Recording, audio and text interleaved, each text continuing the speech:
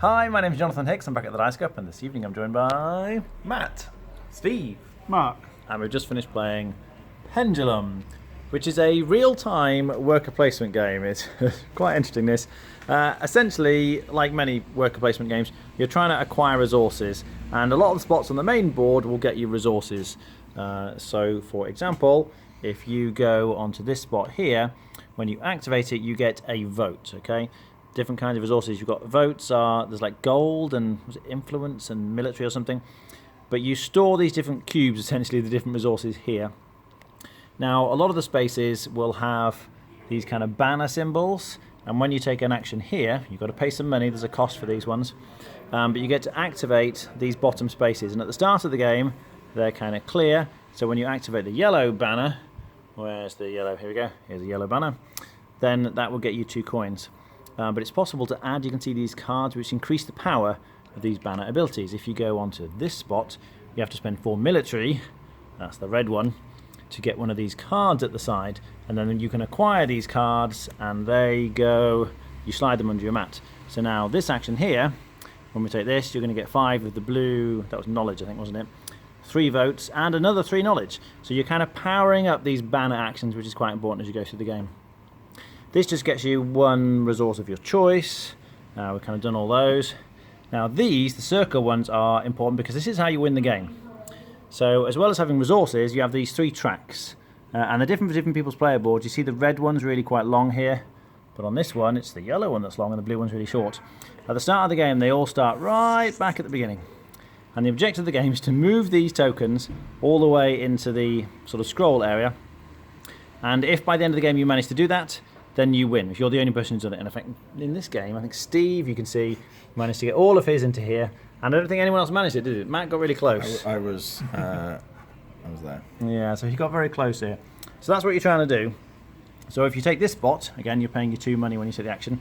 The money, again, just to be clear, is the yellow resource. Then you get to move your sun, your yellow token, whoops, up 2 times. Now, you have a certain number of workers. So, like white, for example, you can see where the workers are here. And it's possible to acquire more workers. But in terms of the timers, you're probably wondering how these timers work. There are no turns in this game. It's not like I place a worker and then Matt places a worker. We all place workers simultaneously. So, for example, if I have this worker here, the board is basically split into 3 main sections. You've got the purple timer section, green timer section, black timer section, and the timer is either on the top section, if you like, top half, or it flips and moves down onto the bottom half.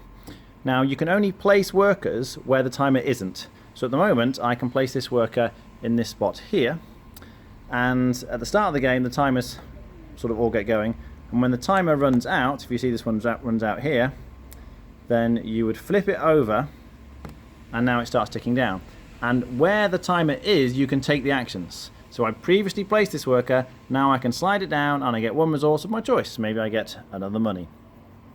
But now this guy is stuck. I cannot pick him up, and you can't put any other workers in this section because that's where the timer is. The timer, once it's there, is for activating the workers. So these ones could be picked up.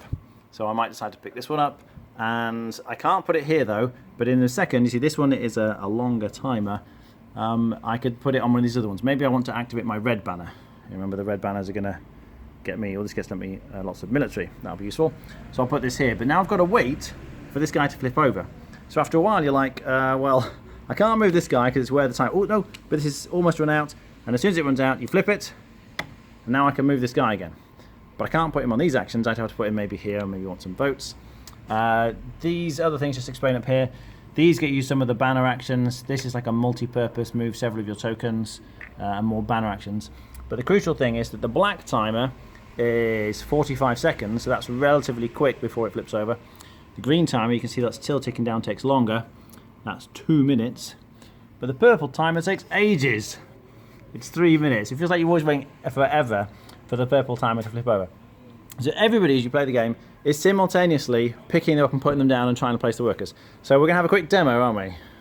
So if you guys want to start doing stuff with your workers, you see it's just simultaneous. They all put the things down. And as soon as anybody spots a timer's been done, they can flip it over.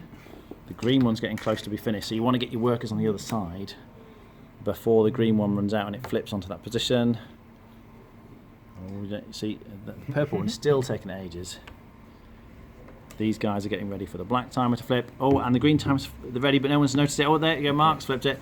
And now everyone can take these actions. So they're spending their money, you can see, and they're moving the various dials up.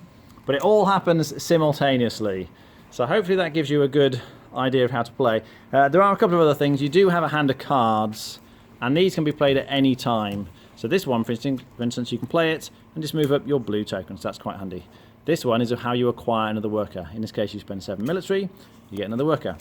But in order to pick your cards up, in this case, you have to spend 5 knowledge. That's the blue resource, and then you get to pick up all these cards and use them again. So hand management is quite important in the game.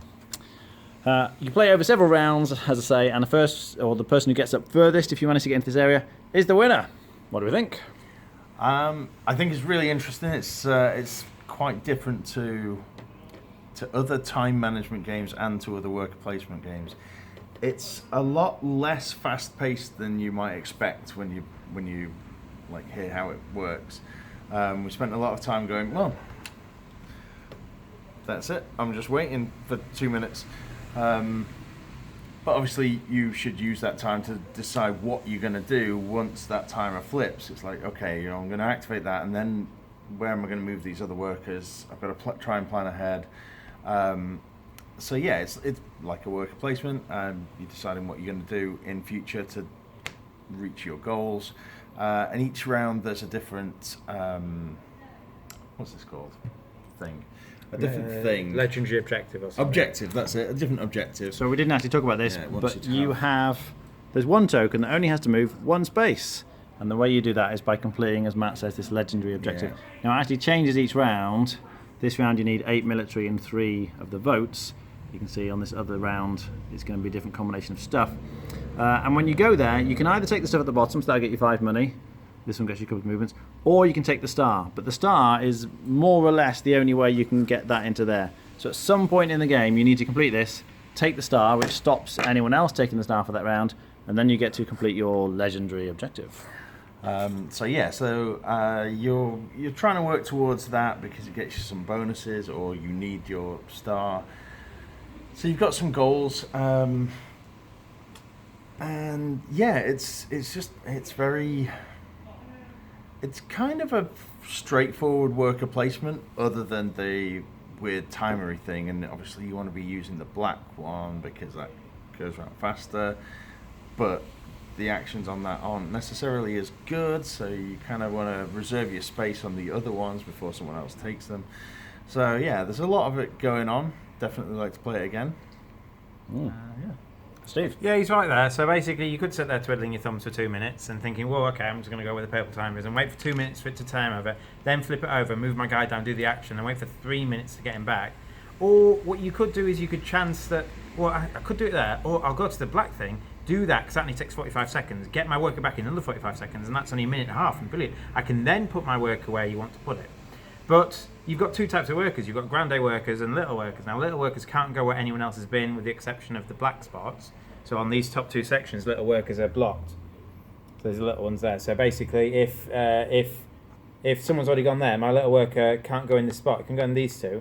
But if someone's little worker's there, the big workers can always join them. So when you're trying to time it out, you've got that option. Do you go for the 3 minute timer, bank it first, make sure you get to do that thing, people can still join you if they've got grande workers, or do you chance that you can take one of the quicker actions, get an extra turn effect, extra action with your workers before you can come up? And I think therein lies the difference in who's going to do well at this game, because if you're quick enough to quickly just take those spots, and then if you take a bit of time to think about where I want to go, well, some of the spots start to get taken, especially by, if you've got a few little workers. If you've got, I spent the game with 3 little workers, and if I was taking time about where to place my workers at the point time is flipped, because often what happens when time is flipped, everyone was rushing to the actions. Well, I was kind of rushing to replace my workers so they wouldn't get blocked, and so obviously if everyone starts to do that, it becomes a bit more cutthroat. There's a bit of things with timing issues. I think it's innovative. There's no game like this. There's no competitive worker placement with timers. It is just so unique, and I think for that reason you should definitely try it out. But I think it's gonna inherently benefit people who think faster than others. Mark? Yeah, I think this game's going to be quite divisive. Some people are going to like it, some people are not. Some people just are not going to like the time element. Some people are going to find it fine and not an issue at all. It's easy to teach. Certainly on the easy side of the board. We only played the easier side, but it's a reasonably easy to teach. It plays relatively quickly. You should be able to get it done in an hour easily, which is important because I don't think I'd want to play this game for 2 hours. It's ultimately, if you remove the timers, a relatively simple convert X into Y, and then Y into Z, and then something to victory points. One of the issues with teaching it though is people need to fully understand the rules before you begin. Yeah. Because everyone's doing all of their stuff at the same time, whereas in a turn-based game, if Steve goes, I'm going to place my dude here, you can go, no, Steve, that's not a legal move, you can't do that. In this game, you're not watching what the other people are doing, so they could be, doing things wrong all over the place. I will say that we had a couple of, at least 2 times, maybe even more, that we didn't spot, of 2 times where there was 2 actions at the end, basically something like this had happened, and we've previously taken the actions, we're waiting for the time to move on before we can pick this up, and I'm going, hang on, that's not right. There's no way those 2 guys can get there if they've both just taken actions. That's just not possible. And so Matt's absolutely right. Basically, if it's my turn and I'm going there, I know whether it's legal for me to place it. But if I've already done that, I have no idea whether I'm checking to see someone else making mistakes. And sometimes I made the mistake. I think that one of them was my fault. And I think Jonathan admitted to doing it at some point as well. And so, there isn't that way of checking. So you all need to be fully aware of what's going on. However, said that, if we played again, I think we wouldn't make those mistakes. Yeah. I think it would be... Mark said it's a very simple game to learn. I think it would be... Yeah, with a bit of getting used to it. We played it through once, and it might be the sort of game you maybe need to play 10 minutes of it first just to see what it's like and then restart. Yes, I agree, because I think playing a single round's a good idea, because the rounds are 5 to 10 minutes, so you quite easily do one as a chess round to get an idea what's going on. As I said, I wouldn't want to play it for much more than an hour. I don't think there's enough depth to it. The depth is ultimately, I think, chaining the timers so enough so that you gain a workaround just before a timer flips over to maximise your time on that. There obviously are some various levels of strategy with getting the different map cards and stuff, which I think's fun. So you can change the way you're trying to play the game, especially with also the cards that come out. So you can optimise in a particular direction and try to do that. It's fun. Not everybody's going to like it. Rating? For me, I think I would give it a, based on this play, somewhere between 6.5 and 7. I enjoyed it. I didn't love it. It was fine. Okay. Steve?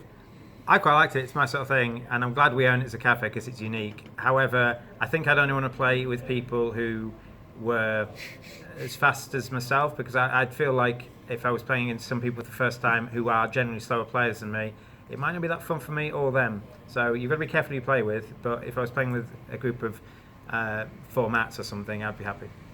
Oh, sorry, 8. Oh yeah, and number 8. 8. Okay. Same as Steve. I do like it. It's my kind of game, but it's got to be the right group of people and the right type of players. But I think I would also be on an 8 for a score of it with the right group. Okay. Yeah, it feels like playing Galaxy Trucker, if you're familiar with that. That real-time competitive element, which is not present in almost any other game. So it definitely has the uniqueness factor. It also feels a bit like Kitchen Rush. That's obviously cooperative, but you have that kind of manic placement thing. It combines those 2 things. It does it very well. As Mark was saying, the actual game is simple enough that once you get your head around it initially, after a test round, let's say, it plays very smoothly and doesn't take too long. So that's great. It does feel frantic, though. You have that kind of tenseness all the way through. And if you don't like that kind of thing, then it's not going to appeal to you. So you need to bear that in mind. But if you like Galaxy Trucker, then you're very much, I think, going to enjoy this style of game. So I think it's very solid. Don't know how many times I'd want to replay it. But to play it a few times, as they say, with the right people, it's very good. I give it a 7.5 out of 10. All right, thanks for watching. That was Pendulum.